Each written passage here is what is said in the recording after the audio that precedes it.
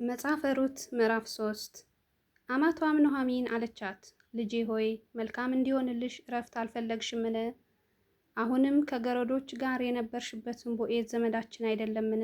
እነሆ እርሱ በዛሬ ሌሊት በአውድማው ላይ ገብሱን በመንሽ ይበትናል።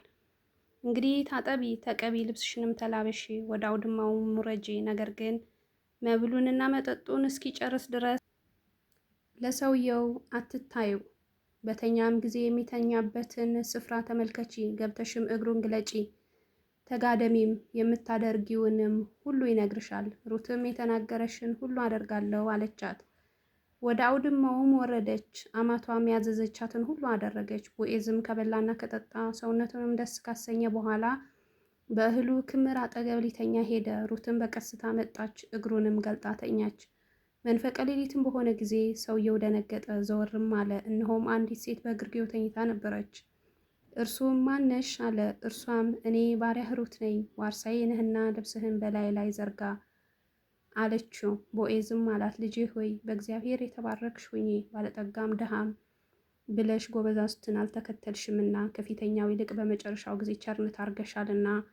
አሁንም ልጄ ሆይ አትፍሪ፣ በአገሬ ያሉ ሕዝብ ሁሉ ምግባረ መልካም ሴት እንደሆንሽ ያውቃሉና ያልሽውን ነገር ሁሉ አደርግልሻለሁ። የቅርብ ዘመድ መሆኔ እውነት ነው፣ ነገር ግን ከኔ የቀረበ ዘመድ አለ።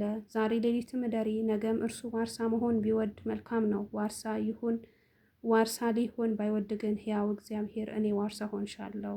እስኪነጋ ድረስ ተኚ። እስኪነጋም በግርጌው ተኛች። ቦዔዝም ሴት ወደ አውድማው እንደመጣች ማንም እንዳያውቅ ብሎ ነበርና ገና ሰውና ሰው ሳይተያይ ተነሳች። እርሱም የለበሽውን ኩታ አምጥተሽ ያዥው አላት። በያዘችም ጊዜ 6 መስፈሪያ ገብስ ሰፈረላት፣ አሸከማትም።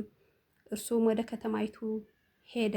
ወደ አማቷም መጣች። አማቷም ልጄ ሆይ እንዴት ነሽ አለቻት። እርሷም ሰውየው ያደረገላትን ሁሉ ነገረቻት። ወደ አማትሽ ባዶ እጅሽን አትሂጂ ብሎ ይህን 6 መስፈሪያ ገብስ ሰጠኝ አለቻት። እርሷም ልጄ ሆይ ሰውየው ይህን ነገር እስኪጨርስ ድረስ አያርፍምና ፍጻሜው እስኪታወቅ ድረስ ዝም በይ አለቻት።